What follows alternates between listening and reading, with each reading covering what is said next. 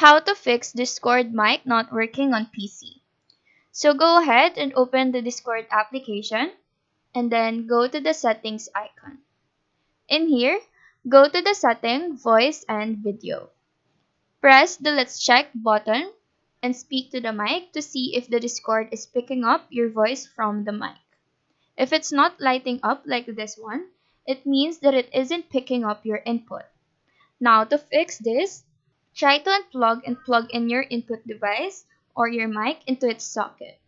Then go to the input device and make sure that you've selected the correct one.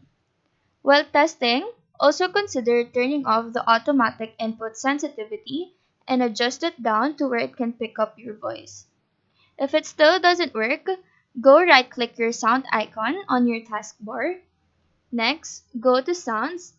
Make sure that your audio input here is enabled and is the same to your audio input in Discord. If it's still not working, it may be a result of a faulty microphone. So that is how to fix Discord mic not working on PC. Do let us know if this video helped you out, and if you have any questions, feel free to drop them down below. Thank you for watching and have a nice day.